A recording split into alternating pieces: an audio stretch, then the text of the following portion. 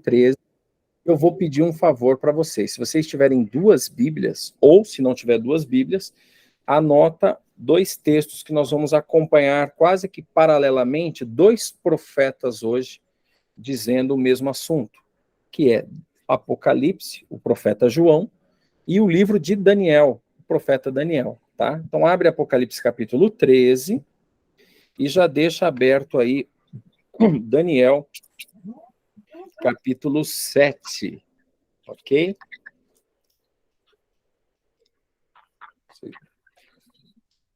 Daniel 7 e Apocalipse 13.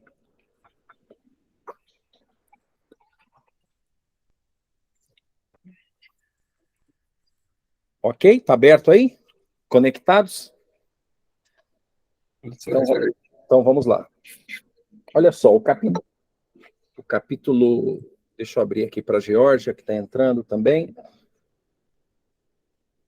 Prontinho, já permiti aqui, daqui a pouco ela entra. Boa noite, Geórgia, estamos começando agora, já fizemos a oração, seja bem-vinda. Tudo bom? Tudo bem. Eu pedi aqui para abrir a Bíblia em Apocalipse 13, que nós vamos estudar hoje, e vamos fazer um estudo paralelo com Daniel capítulo 7. Só para contextualizar vocês, Daniel foi escrito cerca de 605, 610 anos antes de Cristo, e o livro de Apocalipse foi escrito aproximadamente, né, no primeiro século, aproximadamente no ano 94, 95 da nossa era. Olha a distância dos dois, ok? E aí, vamos lá. O capítulo 7 de Daniel, para nós termos uma compreensão interessante, ele, se você perceber o começo do capítulo 7, ele descreve um mar agitado, tá? Se você olhar ali, capítulo 7 de Daniel, você vai ver que começa com o mar agitado. Não sei se você tem ali a sua Bíblia aí, Daniel capítulo 7, para dar uma conferida nesse texto que eu estou falando. Olha aí, ó. Quem está com Daniel aberto aí, capítulo 7, veja aí no verso 1 de Daniel, capítulo 7. O que é que está escrito aí, ó? No primeiro ano de Belsazar, rei da Babilônia, teve Daniel na sua cama um sonho e visões da sua cabeça. Então escreveu o sonho e relatou a suma das coisas. Verso 2. Falou Daniel e disse: Eu estava olhando numa visão noturna, e eis que os quatro ventos do céu agitavam o mar grande. Tá bom, você vê, o mar grande estava agitado, né? Estava, né, na visão dele, ele vê um mar agitado pelo vento, né? Ali, ó, ventos do céu agitavam o mar grande, verso 2 do capítulo 7 de Daniel. Retificando, eu falei ano 600, né? 605 é que termina o cativeiro. Isso aqui é no ano 555, 560 antes de Cristo, quando Daniel tem essa visão. Ele também vê um enorme leão. Se você continuar lendo ali o verso 3, o 4, tá? Eu não vou ler Daniel, nós vamos ler Apocalipse 13. Ele vai ver ali um leão sair do mar, seguido de um urso, e depois um leopardo com 4 asas, que logo se juntou ao urso. Tudo isso está no verso 2 e 3 de Daniel 7. Então ele vê um monstro terrível, com 10 chifres, tá? Que dominou a cena. Visão de Daniel, 510, 505 anos antes de Cristo, ok? Aí no meio dos 10 chifres, um 11º chifre, quer dizer, tem 10 chifres, e aí 10 chifres, aí no meio dos 10 sobe um pequenininho, no meio dos 10, tá? E esse 11º chifre se esforçava para sair, até que 3 dos 10 foram arrancados para dar lugar a esse 11º chifre, esse chifre pequeno. Pois bem, agora, 6 séculos depois, né, João, na ilha de Patmos, teve uma revelação semelhante. Apocalipse, capítulo 13, verso 1. Vamos ler, então? Você está com a Bíblia aberta aí? Quem quiser ler, pode ler, Geórgia. Eu vou aproveitar que tá com a câmera aberta. A Adriana tá ali, tá? Ela falou pra gente que vai ficar meio em off, mas ela está presente também. Se a Adriana quiser ler ou comentar, fique à vontade, tá, Adriana? Vamos lá, Georgia, pode ler pra gente, capítulo 13, verso 1 de Apocalipse. Vi emergir do mar uma besta que tinha 10 chifres e 7 cabeças, e sobre os chifres 10 diademas, e sobre as cabeças nomes de blasfêmia. Olha que coisa interessante, né? O verso 1 está dizendo que ele veio emergir do mar uma besta. Daniel também fala que o mar estava agitado, né, pelo vento e subiam animais, que são bestas. Então, o mar, vamos falar do mar. A Georgia leu ali o mar. Vi uma besta subir do mar, né? Vamos para Apocalipse 17:15. O que está escrito lá? Eu vou ler aqui rapidinho, tá? O mar, hein? Referente ao mar, Apocalipse 17:15 diz assim: falou-me ainda, as águas que viste, onde a meretriz está assentada, são povos, multidões, nações e línguas. Então, Apocalipse 17:15 fala que o mar, as águas, são povos, multidões e línguas. Então, fica nítido que o mar agitado por ventos são povos, multidões agitadas por guerras. Aí, Daniel 7:17, tudo bem, André. André está no estudo, mas não consegue entrar com a câmera. Tudo bem. E se você quiser ler também, pode ler para a gente, tá, André? Quando a gente solicitar aqui. Olha só.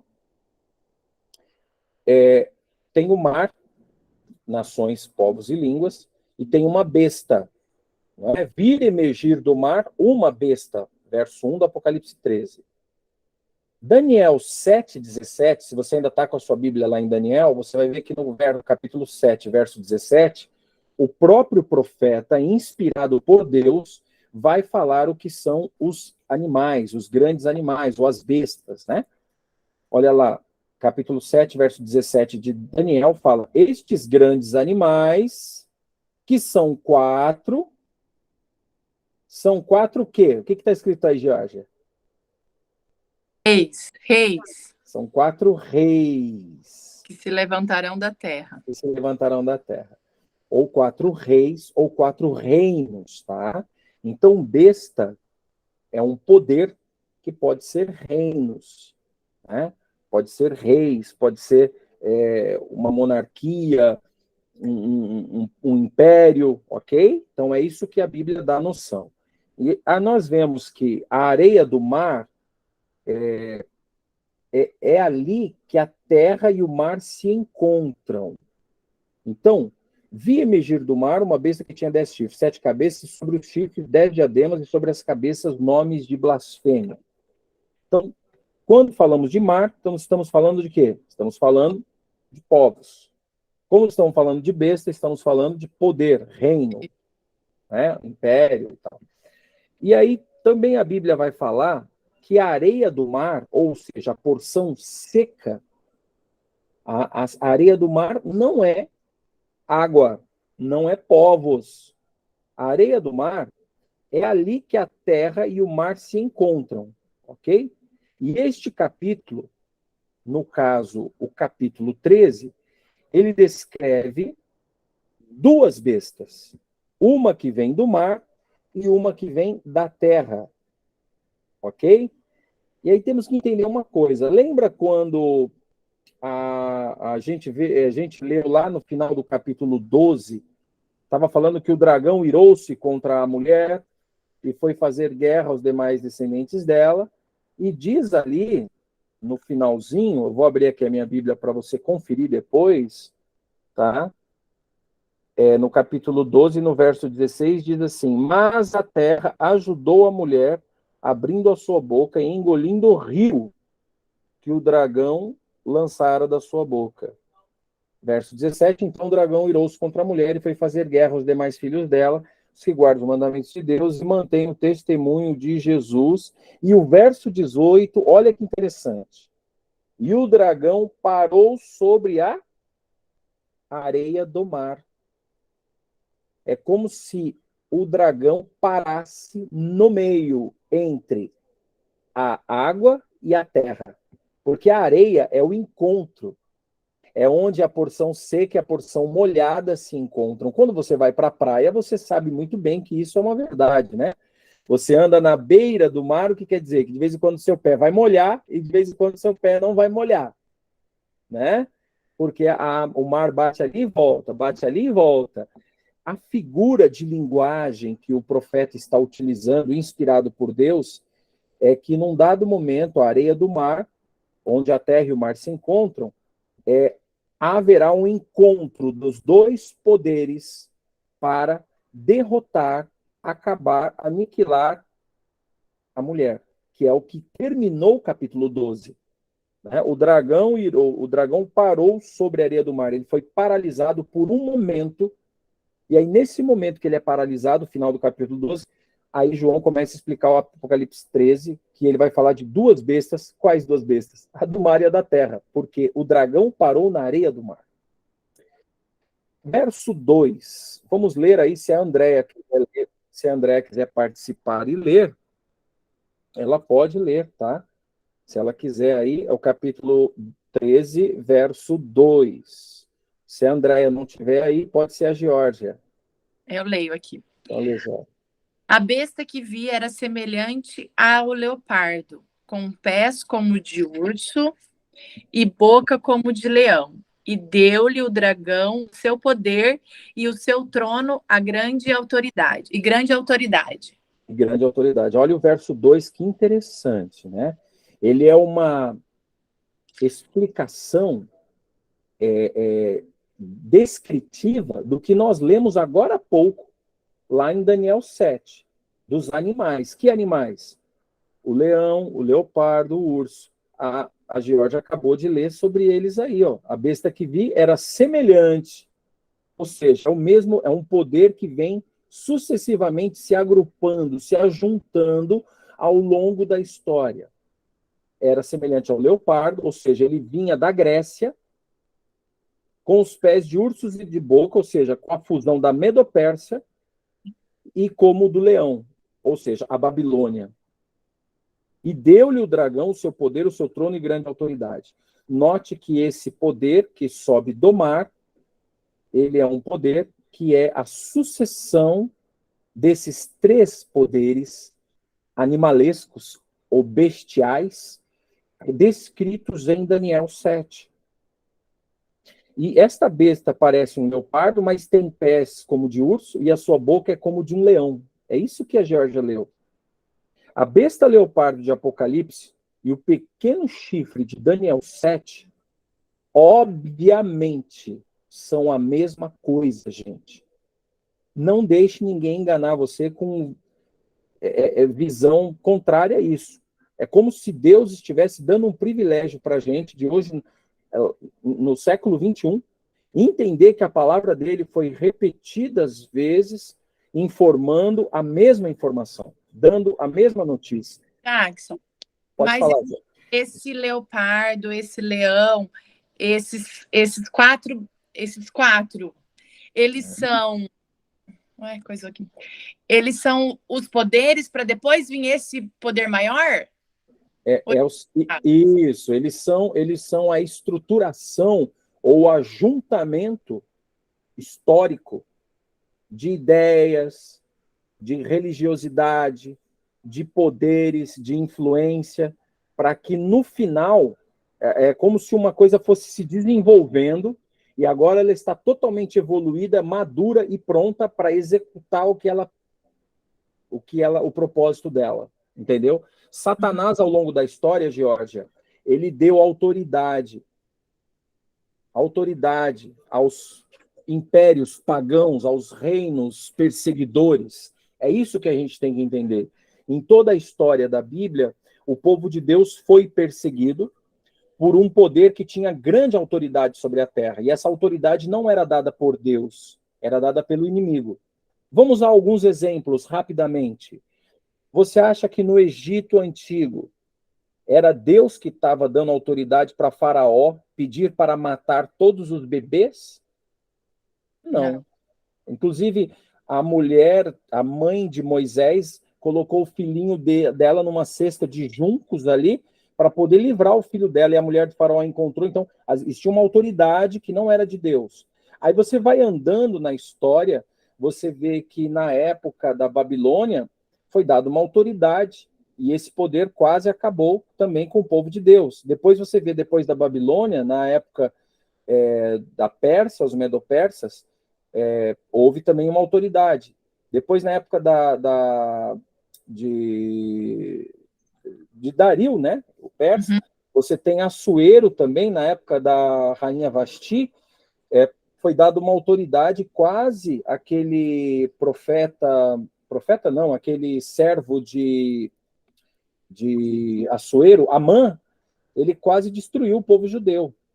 Então você vê que povos perseguidores foram liderados, povos, né, multidões, impérios, reis, poderes, por Satanás. E aqui está falando que nos nossos dias, antes de Jesus voltar, essa autoridade que foi dada a todos eles, ela se construiu, agora ela tem uma expertise, um know-how, uma capacidade que nunca teve, porque agora ela tem a força de todas essas experiências, agora para destruir o povo de Deus. E aí nós vamos ver um paralelo, essa besta que parece um leopardo, que o urso e tal, que João fala, se você comparar ela, Daniel, com Apocalipse, você vai perceber que é o mesmo poder. Quer ver? Eu vou falando os textos e você pode conferir aí. Daniel 7:25, comparado com Apocalipse, capítulo 13, verso 6, diz que são poderes, os dois versos apontam para, olha aí, eu fiz um movimento, pareceu balão aqui agora, ainda bem que ninguém viu, a Georgia não viu, o Bruno não viu, agora o pessoal acho que viu.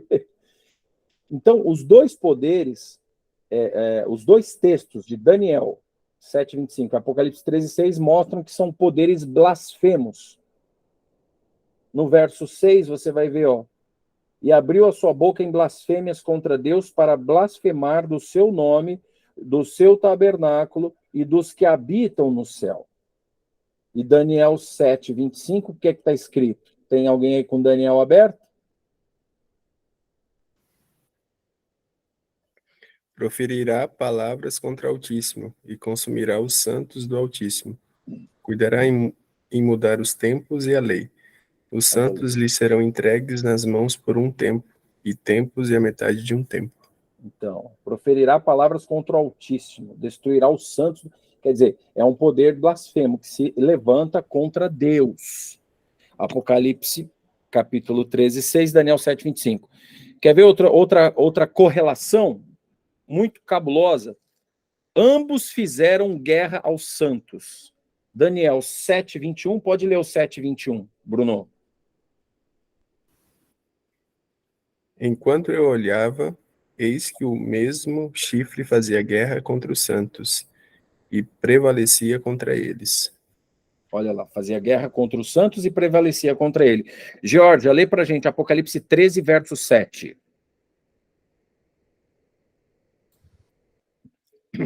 Foi-lhe dado também que pelejasse contra os santos e os vencesse. Deu-lhe ainda autoridade sobre cada tribo, povo, língua e nação. Muito bem. Então, é nítido. Ambos fizeram guerra com os santos. Agora, olha só. Ambos têm uma boca que profere blasfêmia. Daniel 7, verso 8. Pode ler, Bruno. 7, versículo 8? Eu considerava os chifres, e eis que entre eles subiu outro chifre, pequeno, diante do qual 3 dos primeiros chifres foram arrancados. E eis que nesse chifre havia olhos, como os de homem, e uma boca que falava grandes coisas. Olha lá, uma boca que se achava, falava muitas coisas, né? Agora eu já vou dar a palavrinha para a Adriana, que ela está levantando a mão ali. Georgia, lê para a gente agora Apocalipse. Olha, você já leu aqui, né? Verso 5, Foi-lhe dada uma boca para proferir arrogâncias e blasfêmias. O 13, verso 5. Pode falar, Adriana, por favor. A Adriana levantou a mão, o seu micro... O, agora não, é o Jackson. pode falar. O que seriam o que significa essa expressão aqui deixa eu pegar aqui, peraí. Blasfêmia? Santos, né? De blasfemar contra os santos. O que seriam esses santos? Tá. Primeiro vamos entender blasfêmia, né? Porque aí você entende. Ó, foi-lhe dado uma boca para proferir arrogâncias e blasfêmias, dele autoridade para perseguir os santos. Isso. Primeiro, santos é fácil explicar, né? São as pessoas que são separadas para Deus, ou por Deus. Santos, né? Você está estudando a palavra de Deus hoje, você está na presença de Deus. Quem está na presença de Deus é o quê? Não deixe de ser pecador. Talvez, não sei se existe às vezes umas interpretações erradas aí de achar que os santos são aqueles que a igreja católica, por exemplo, se fica idolatrando. Então, não. veio essa dúvida, assim, que tipo de santos, né? Para começar essa expressão... São os filhos de Deus, assim, seria isso? Isso, são os filhos de Deus. Porque, olha só, como a sua cabeça e a nossa cabeça, em pleno século XXI, quando a gente fala santos, a nossa cabeça vem o quê? São Judas Tadeu, São Francisco... ainda mais eu que viver nesse meio todo, né? E eu gosto, assim, de tirar isso da minha cabeça. Então, por isso que eu pergunto. Então, deixa eu tirar para não ter dúvida. E outra, essa expressão que vem na nossa mente, ela é uma expressão moderna, porque os santos só vão ser aceitos na igreja por meio de imagens, relíquias, e vamos dizer assim, vão ser beatificados, tá? Vai haver uma beatificação só após a beatificação de Maria, que vai acontecer, sabe quando? Em 1542, no Tratado de Latrão para cá. Então, a maioria da mensagem de santos, elas vão existir provavelmente do século IV ou V para frente, e com ênfase aos concílios da igreja só depois de 1500. Então, o texto que você está lendo agora não pode ser esses santos interpretados pela Igreja Católica, porque isso seria um anacronismo, ok? E o anacronismo é o quê? É quando você tenta colocar uma coisa de uma época, numa época que aquilo não existia. Sim. Tá? Agora, blasfêmias, você perguntou sobre blasfêmia, não? Não, eu perguntei, eu misturei, mas na verdade é uma guerra contra os santos, não blasfêmias contra os santos, né? Tá. Não, mas eu sei, assim, mais ou menos o que é blasfêmia. Tá. E o que é blasfêmia? Vou te perguntar agora. É você falar coisas erradas da palavra, inventar, não é? Falar, não sei, alguma coisa nesse sentido. Você blasfemar é você ofender, você falar Deus, coisas... Você ofender a Deus diretamente, né? Só que vamos aproveitar essa palavrinha. Achei que poderia ser também blasfemar contra o povo de Deus também. Isso não, blasfêmia contra Deus mesmo, isso? Diretamente contra ele, né? Querendo ocupar o lugar dele. Quer ver uma coisa? Nós vamos ver isso na Bíblia, tá? Você não precisa acreditar no que eu estou falando, a gente tem que acreditar no que está escrito. Abra a sua Bíblia aí, você, a Georgia, o Bruno, segura Daniel e Apocalipse aí, deixa marcadinho, tá, gente? Que a gente vai voltar aí. Vamos lá dar uma olhadinha em Lucas, Evangelho de Lucas, no capítulo 5. Eu vou ler para vocês aqui rapidinho, vocês podem acompanhar aí, tá? No Evangelho de Lucas, no capítulo 5, houve ali, tem a pesca maravilhosa, tem a cura de um leproso e de um paralítico. Aí, na cura do paralítico, a partir do verso 17, diz que estavam sentados ali no ambiente fariseus, e também vindos de todas as aldeias de Galiléia, da Judéia e de Jerusalém, né? E Jesus apareceu ali. E aí, o que aconteceu? Naquela multidão de pessoas que estavam ali, Jesus estava ensinando, e aí chegaram os fariseus, os doutores da lei, e ouvindo Jesus ensinando, e aí chegaram alguns homens transportando ali um leito de um paralítico. Verso 18. Procuraram introduzi-lo e pô-lo diante de Jesus. Não achando por onde introduzir, eles deram uma volta por trás, abriram ali o teto da casa, vamos imaginar uma casa dessas da época do Oriente Médio, com madeira, sei lá o quê, abriram o teto, o telhado, sabe, Adriano? E começaram a descer o paralítico ali no meio. Essa cena para mim é muito marcante quando assisti o Chosen, lá, The Chosen, né? Isso. Então, assim, eu consigo visualizar bem por causa disso. Porque você tem uma imagem, né? Isso é importante, você assistiu. Aí você imagina ali Jesus falando, de repente, uma poeirinha aqui na frente dele, aí ele olha para cima, e todo mundo olha para cima, e vê que aqueles caras estão abrindo o teto. E, de repente, está descendo aquela maca, acho que içada por 4 amigos ali, né? Vamos dizer assim, e para ali na frente dele. Aí vamos ler aqui, ó. Verso 19. Não achando por onde introduzi-lo por causa da multidão, subiram ao telhado e por entre as telhas o baixaram no leito até o meio, diante de Jesus, na frente de Jesus. Verso 20. Vendo-lhes a fé, disse-lhe Jesus ao paralítico: homem, os teus pecados são perdoados. Verso 21. Olha o que os escribas e os fariseus mandaram na lata. Quem é este que diz blasfêmia? Né? Quem pode perdoar pecados senão só Deus? O que Jesus está falando para eles ali? Jesus não, eles queriam que o pecado do paralítico, ele queria que o paralítico andasse. E o paralítico queria andar, e os amigos do paralítico estavam ali para ele andar. Por que Jesus dá essa tacada? E, em vez de já dar a cura, ele já fala que o paralítico estava perdoado. Porque ele estava querendo pregar para os fariseus. Para os fariseus é o seguinte: vocês não estão entendendo nada? Eu sou Deus. Né? Jesus estava falando isso. Aí, ó, olha que coisa legal. Verso 22. Jesus, porém, conhecendo os seus pensamentos, respondeu-lhes: por que pensais essas coisas nos vossos corações, hein? Que eu não sou Deus, que eu não tenho poder? O que é mais fácil dizer? Os seus pecados são perdoados? Ou dizer, levanta-te e anda? Verso 24. Ora, para que saibais que o Filho do Homem tem sobre a terra poder de perdoar pecados, disse ao paralítico: a ti te digo agora, levanta, toma o teu leito e vai para a tua casa. E o verso 25 e 26, levantou-se ele imediatamente na presença deles, tomou o leito em que estava deitado e foi para casa glorificando a Deus, e todos ficaram maravilhados e glorificaram a Deus, cheios de temor, diziam: hoje vimos prodígios. Tá. Teria outros textos para mostrar, mas esse é um texto muito chave, muito ouro, que mostra que Jesus é Deus e tem poder sim para perdoar pecados. Então, o que é uma blasfêmia? Uma blasfêmia é algum poder ou alguma pessoa na terra dizer que tem poder para perdoar pecados. Porque isso era nítido entre os religiosos. Isso é uma prerrogativa, é um atributo divino. O homem não pode perdoar pecados. Agora, voltando para Apocalipse capítulo 13, verso 5, foi-lhe dado uma boca para proferir arrogâncias e blasfêmias.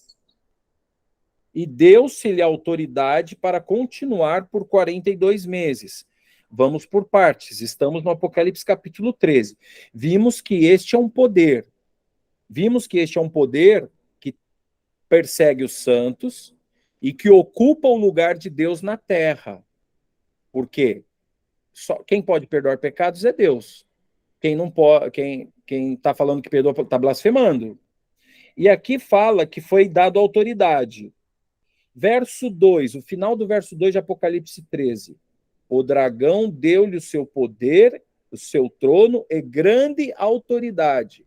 Pergunto: que poder na terra teve autoridade para perseguir os fiéis e também falava que perdoava pecados? O que era as indulgências? O que era a confissão auricular, que é até hoje? Você tem que ir uma vez ao ano confessar os seus pecados diante de um sacerdote que tem, segundo essa fé, o poder de falar: vai, seus pecados estão perdoados. Para com isso, né? Então fica muito nítido que esse é um poder religioso. A besta que subiu do mar é um poder religioso. Vamos avançar, então, vendo os paralelos de Apocalipse e Daniel. Ambos têm uma boca que profere blasfêmia. Daniel 7, 8 e 20, nós vemos isso, e Apocalipse capítulo 13, verso 5, fala disso. Agora, o chifre pequeno, quando estudamos o livro de Daniel, só para a gente se situar, tá, gente? Rapidinho, ó, vou falar rapidinho, depois você vai pesquisar isso que eu estou falando. Daniel vê 4 animais subindo do mar agitado. O primeiro é um leão com asas. Esse animal, um leão com asas, até na arqueologia hoje, se você for para o Iraque, ali a 100 quilômetros de Bagdá, você tem as ruínas da Babilônia. Várias das esculturas da arqueologia tem ali leões, a imagem de leões. Quando Daniel está falando de um leão com asas, ele está falando do próprio império, reinado, ao qual o povo de Deus era submetido nessa época e era cativo na Babilônia. O leão com asas é a Babilônia. Aí se você olha na história, depois da Babilônia, qual é um outro poder que vem? Aí ele vê um leopardo, ele vê um urso com 3 costelas na boca e uma pata levantada, uma parte do corpo levantada e a outra baixa. O que é isso? Para derrotar a Babilônia e suceder o Império Babilônico, foi necessário 2 grandes reinos se juntarem, os medos e os persas.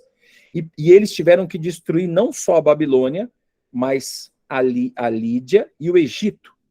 3 reinos são as 3 costelas, historicamente. Isso vários teólogos de diferentes denominações sabem que isso é um fato. Então, a Medo e a Pérsia se juntam, mordem, arrancam 3 costelas, ou seja, 3 costelas na boca, 3 ossos, ou seja, 3 poderes, ou 3 chifres, ossos, são reinos. Babilônia, Lídia e Egito. E agora a Medo-Pérsia é o poder sucessor, só que um lado se levanta. Que lado que se levanta? A Pérsia subjuga os medos. E aí ela enfraquece o urso. O urso fica um lado forte, mas o outro ficou fraco.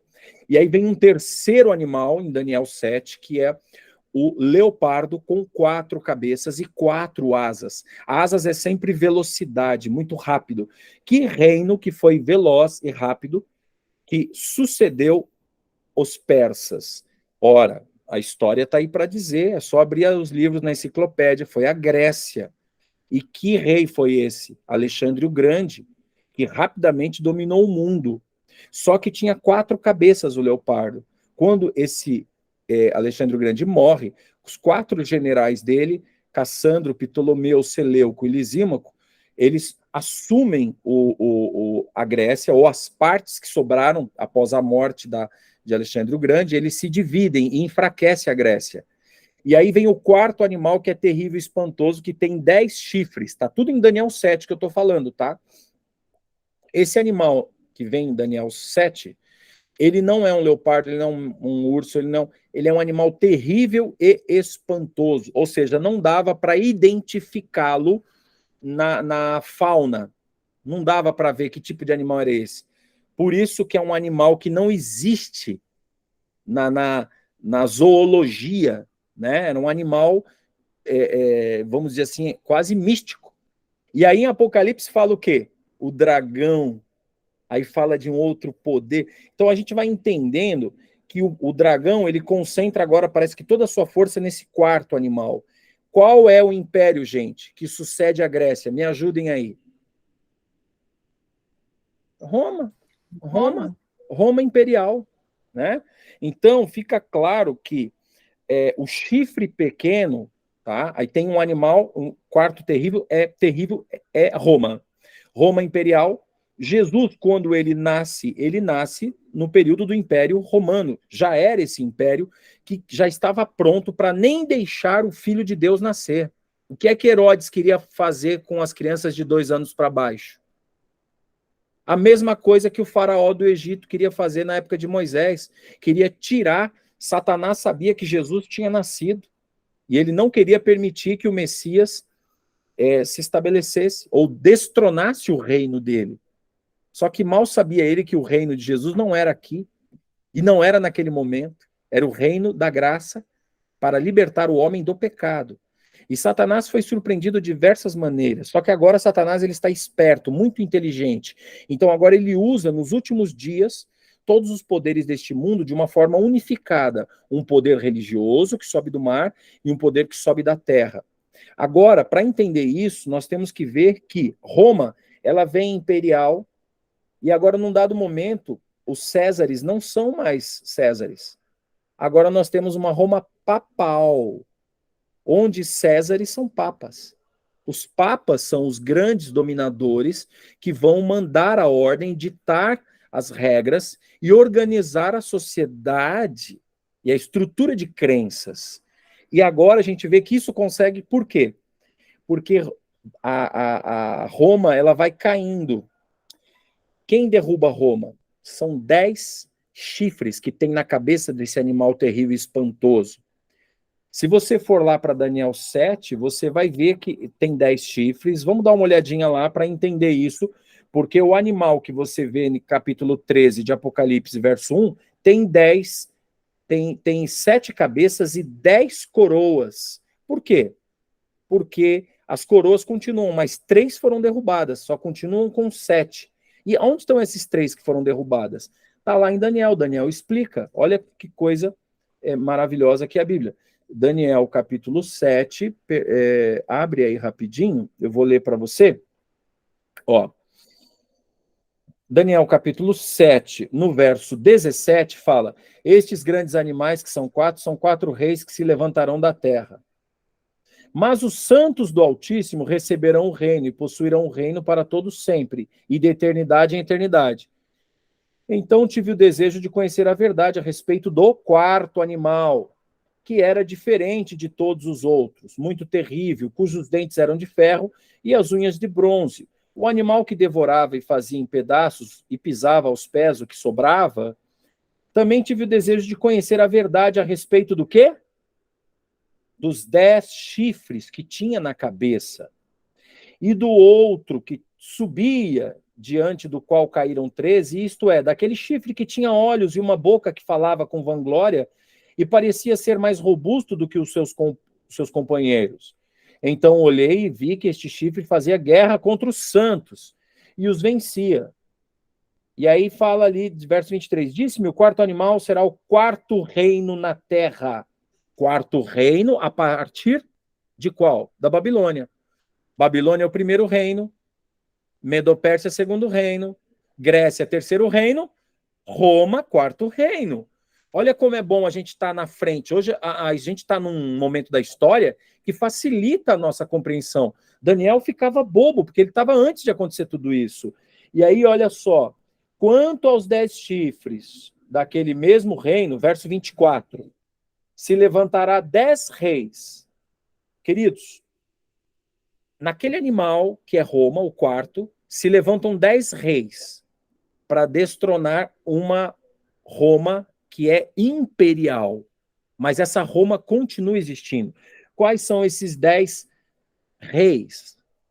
São as 10 tribos bárbaras que hoje são os grandes países da Europa, que sufocaram Roma, deixando existir apenas hoje Roma como uma capital da Itália e dentro dela um reino religioso, que é uma nação dentro de uma nação, o Vaticano.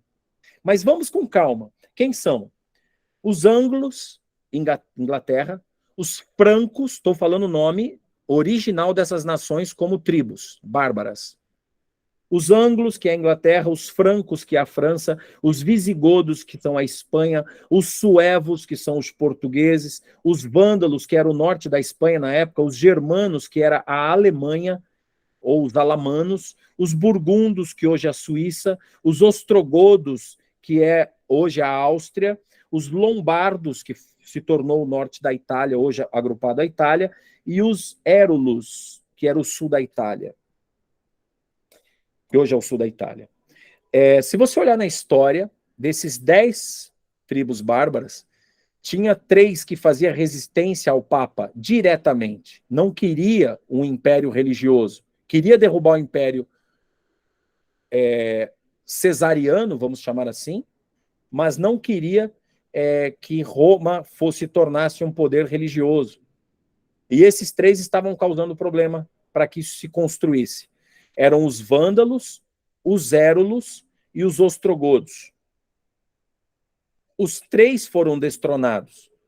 E o último deles a ser destronado foram os ostrogodos no ano de 538 depois de Cristo, na nossa era. E se você olhar agora, volta para a Bíblia, Daniel 7. Quanto aos 10 chifres, daquele mesmo reino se levantarão 10 reis.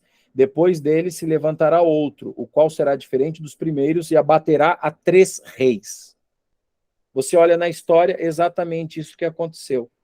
Tá? E aí, você vai enxergando isso. Aí você fala, mas Jacques, não está falando diretamente da Grécia, da Medopésia? Não. Então, vou dar um salto em Daniel, só para você dar uma olhadinha como o Daniel está vendo isso já na época dele, que era Babilônia e Medopérsia. Vá para Daniel capítulo 10. Olha só. Perdão, capítulo 11. Daniel capítulo 11, verso 1 e 2. No primeiro ano de Dario, o Medo, quer dizer, Daniel já está agora no período Medo-Persa. Lembra que Babilônia era Nabucodonosor e Belsazar? Houve uma festa que Nabucodonosor deu ali, Belsazar, o neto, e apareceu uma mão escrevendo na parede, Mene, Mene, Tekel, Parsim, seu contado foi teu reino, achado foste em falta. Lembra dessa história? Vixe, isso está em Daniel capítulo 5, tá, gente? Perdão. Daniel capítulo 5 é a escrita na parede, onde Babilônia cai, historicamente, e está registrado na Babilônia. Cai Babilônia, Belsazar morre, Daniel continua no reino, e Dario o Medo fala, não, você é um dos sábios, você vai ficar aqui. Daniel capítulo 11 é historicamente um livro profético, mas na história ele está se passando já no período na virada. E Daniel está vivo, velhinho ainda, mas lá no reino. E aí ele fala, ó, no primeiro ano de Dario, o Medo, levantei-me para animar e fortalecer. E verso 2. Agora eu te declararei a verdade, ainda 3 reis se levantarão na Pérsia. Olha, ele está falando do período dele. Aí ele fala, o quarto será acumulado de grandes riquezas, mais do que todos. E tendo se fortalecido por meio das suas riquezas, agitará todas contra o reino da Grécia. Capítulo 11, verso 2. Então, para não confundir vocês, vamos por partes, é muita informação histórica. O que eu estou mostrando para vocês aqui é que a própria Bíblia, ela está fazendo um desenho de sucessão de reinos. E o próprio Daniel, no ano 505, 510 da era antes de Cristo, ele já está vendo isso. E aí, quando João escreve, João está vivendo exatamente na época de Roma, Império. Aí ele fala no Apocalipse 13 que haveria um momento que verso 1 do capítulo 13. Eu vi subir do mar uma besta que tinha 10 chifres e 7 cabeças. Continuava com os 10 poderes, mas não era, né? E sobre as suas cabeças, e sobre os seus chifres, 10 diademas, 10 coroas. E sobre as suas cabeças, um nome de blasfêmia. Então ele está vendo o quê? Um poder religioso que vai surgir depois dele, João, que está revelando. E ele não viu isso acontecer, porque ele vivia na época imperial. Nós hoje, depois de João, depois de tudo que aconteceu, depois do ano 538, que João morreu no ano 100, nós sabemos isso historicamente, comparando com Daniel. Tá? Gente, alguma dúvida? Por favor, eu não quero acelerar as coisas aqui, eu quero que as coisas entrem na cabeça de vocês com calma, tá? Pode perguntar, fiquem à vontade. Ô, Jackson, a questão é assim, você tem que fazer primeiro uma faculdade de história, né, para tentar entender direito. Não vou dizer que tá fácil, acho que é a minha aula mais difícil. Não, a gente dá um negócio, sim. Mas assim, tá muito interessante, tá tudo muito fazendo sentido. Tá. Já vai. Mas assim, realmente é complexo. Não adianta. Meu Deus. É demais. É porque é história, né? E aí você tem informações. Uma coisa é fato, né? Os reinos, você não precisa se manjar muito de história, na Bíblia está falando que é um reino depois do outro, né? Então você tem Babilônia, Medo-Pérsia, Grécia e Roma. Só que em Roma, imperial, surge um poder religioso. Porque na época dos Césares, eles eram deuses pagãos, eles se sentiam deuses na terra, né? Se falavam. Só que eles não eram papas, eles eram Césares. Mas num dado momento da história de Roma, quando Roma cai, é invadida pelas tribos bárbaras, a fé cristã continua. Só que ela vai sendo deturpada. E essa deturpação se dá justamente porque se levanta um líder religioso que vai ser o líder romano, agora religioso. E aí, em Apocalipse, capítulo 13, olha só se faz sentido aqui, ó. Verso 6. Fala que abriu a sua boca em blasfêmias contra Deus, para blasfemar do seu nome e do seu tabernáculo e dos que habitam no céu. Como é que se blasfema contra Deus e do seu tabernáculo que está no céu? Lembra que Jesus... Deus, né? Como é que é? Pode falar. Se achando Deus, né? Se achando Deus. Quer dizer, Deus está no céu e está fazendo alguma coisa em favor da humanidade aqui na Terra. E agora um poder aqui na Terra se levanta se fazendo de Deus e está falando que está trazendo algum benefício para a humanidade. Então, presta atenção, olha só. Esse poder que está na Terra, ele se posiciona como Deus, frontalmente, e fala que ele se levanta... faz blasfemas do nome de Deus e do tabernáculo e dos que habitam no céu. Então, assim, quando Jesus morre aqui na terra, ele fala claramente, eu vou para o meu Pai, porque se eu não for, o Espírito Santo não virá, e vou lá para cumprir a minha missão. Se você lê Hebreus, Gálatas, os livros do Novo Testamento, deixa muito claro que Jesus não está no céu de férias. Jesus está no céu cumprindo o seu papel de sumo sacerdote no santuário celestial. O que é esse papel? Intercessão pelos pecados da humanidade.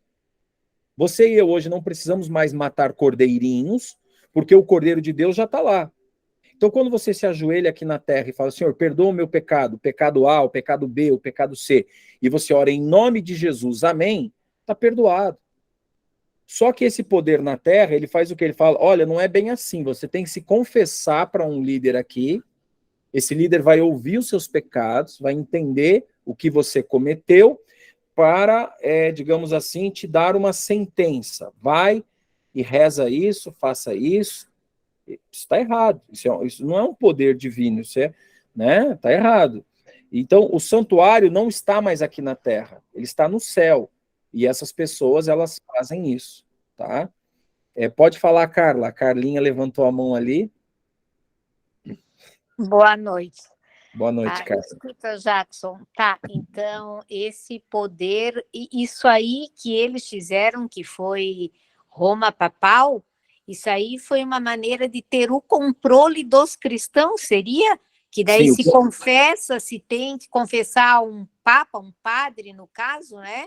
Era isso. uma maneira de ter um controle dos cristãos, seria isso? O controle da humanidade, né? Porque o que Sim. acontece? Quando você tinha essa forma, e ainda existe até hoje, tá? A confissão auricular é um dos sacramentos, dos 7 sacramentos da Santa Sé, né? Que é a igreja primeira, né? E tal. Você, naquela época, não existia internet, WhatsApp, e-mail. Qual que era o serviço secreto da época? Né? Como você descobria as coisas de alguém? Quem é que tinha a fonte de todas as informações concentradas? Onde era o Pentágono? Né? Onde era a CIA, o FBI? Era a Igreja Romana. Imagina, eu cometi algum pecado, aí eu ia lá, porque eu tinha medo de não ir para o céu, não ter a vida eterna. E o que eu fazia? Eu ia lá para um líder, um sacerdote, falava os meus pecados, falava que eu fiz isso, que eu fiz aquilo.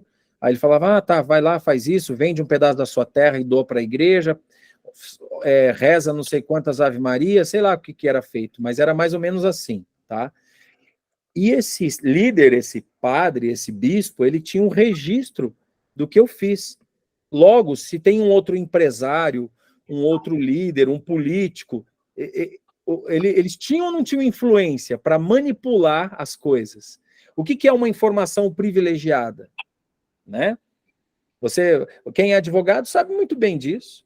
Sabe muito bem disso. Eu tenho a informação certa que põe aquela pessoa como réu, né? Então a igreja, ela manipulava isso, sim, Carla. Ela é uma forma de controle da vida espiritual, da vida de crença, de fé, e também da ordenação jurídica, que era manipulada totalmente e, vamos dizer assim, explorada, né, pela igreja. Rui Barbosa vai criticar a Igreja Católica Apostólica Romana, né, em 1890 e pouco, aqui no Brasil, dizendo que era um absurdo. A igreja, se você não casasse na Igreja Católica, você não tinha uma certidão de casamento. A função da igreja era um cartório. Nós estamos falando do Brasil, 1800, é recente. Você imagina o que a igreja fazia, então, além de se achava, né, Deus na terra, essa coisa toda. Eu vou dar uma paradinha por aqui, porque já são 9h28. Nós vamos continuar a parte 2 de Apocalipse 13 no próximo encontro, terça-feira que vem. Mas, a princípio, só para a gente entender isso aqui, ó, vou fechar aqui esse paralelo de Daniel com Apocalipse, tá? Ó, o chifre pequeno que se levanta e derruba 3 vem da Roma pagã. Então, da Roma pagã à Roma imperial, vai surgir um poder, um trono com uma autoridade diferente, é uma autoridade religiosa. É isso que a gente tem que entender que João estava vendo na época dele. Essa autoridade, na época de João, não existia instituída, mas ela existia na mente de Satanás, que já estava programando corromper a igreja cristã. Ok? Então, o chifre pequeno vem da Roma pagã, e a besta de Apocalipse 13, verso 2, se levanta ao mesmo tempo, porque o dragão, né, a Roma pagã, dá-lhe o poder, trono e autoridade, como está escrito lá em capítulo 13, no verso 2. Outra coisa, a ambos é dado o poder para que continuem por 3 anos e meio, 42 meses, ou 1.260 dias, que nós já estudamos sobre isso. Isso está tanto em Daniel 7:25, como em Apocalipse 13, verso 5, que fala dos 42 meses. E último ponto, para você ver que o paralelo entre Daniel e Apocalipse é muito forte. No final dos 1.260 anos, né, anos, né, que é símbolo profético, o chifre pequeno perderia sua autoridade. E Daniel 7:25 fala que ele cessaria essa autoridade. E no fim do mesmo período, a besta leopardo seria levada cativa. Ou seja, essa besta que se estrutura lá em Daniel, ela também é apresentada aqui em Apocalipse, se levantando. E Apocalipse 13, verso 10, diz assim, ó: se alguém deve ir para o cativeiro irá. Se alguém deve ser morto, a espada, necessário é que a espada seja morto.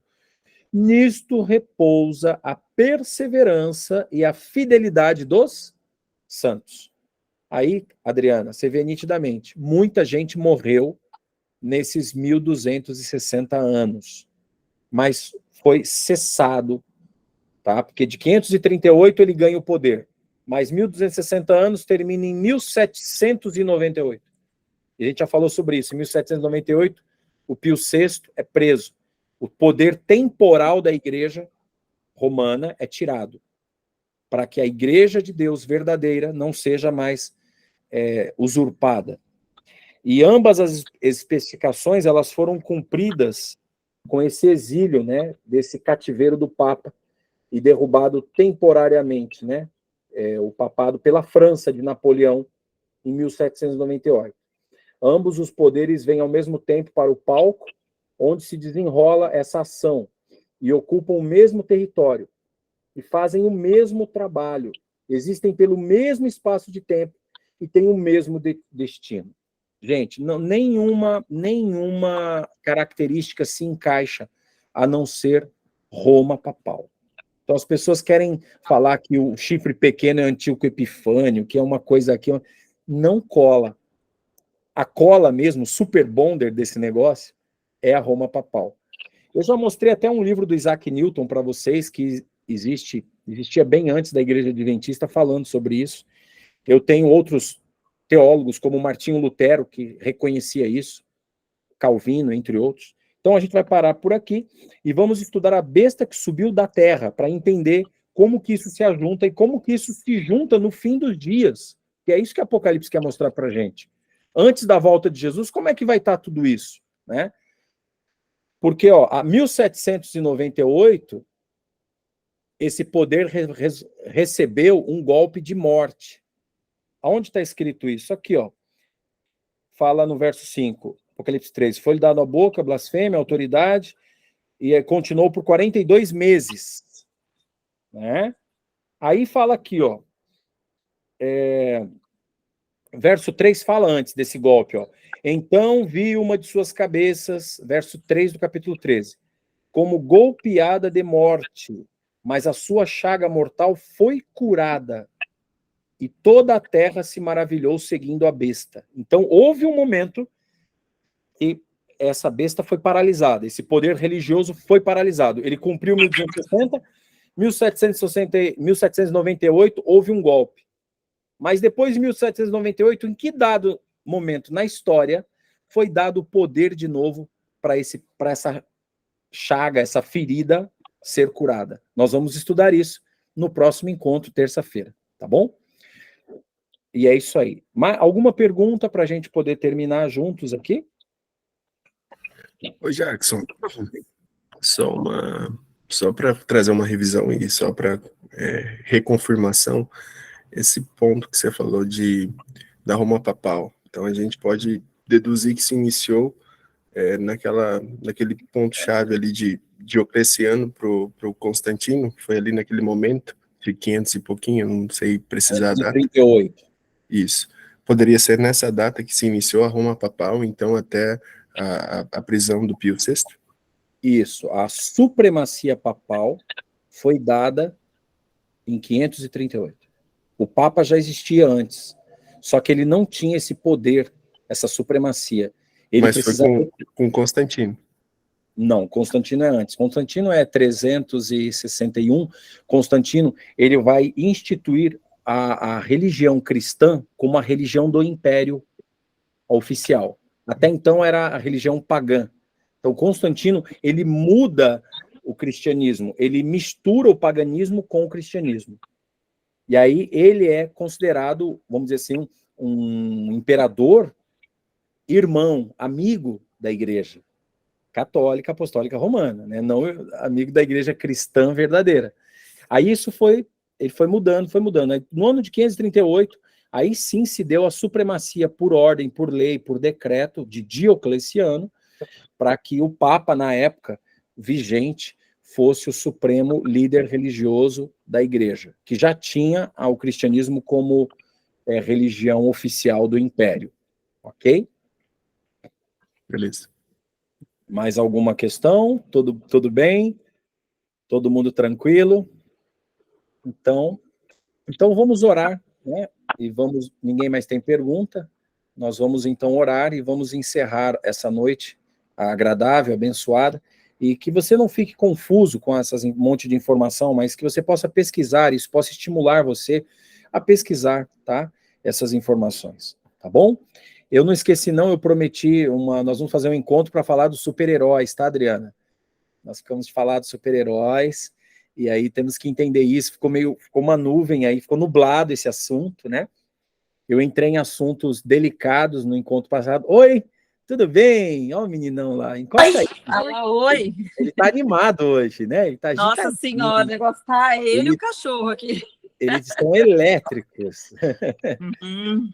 Tá, vamos fazer oração então. Deixa eu só desligar a câmera aqui, peraí. Fica tranquilo. Andréia, você chegou agora, você ora pra gente, Andréia? Tá, aê. Oro sim, Jackson. Hoje eu tô até sem força de falar, tô ruim do estômago hoje, meu Deus do céu, tô bem ruim. Tomei até então vamos orar pela sua saúde também. Muita coisa, mas enfim, tá bom. Vamos orar então. Vamos lá. Senhor Jesus, obrigada que até aqui o Senhor está conosco. Quero te agradecer por mais esse estudo, são tantas informações, tanta coisa para a gente aprender, que nós possamos depois, com mais calma também, procurar estudar mais a sua Bíblia, mais sobre esse assunto.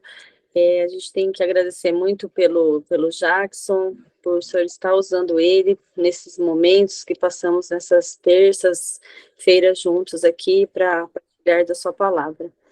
Abençoe cada família aqui, esteja conosco, em nome de Jesus, amém. Amém, Jesus, amém.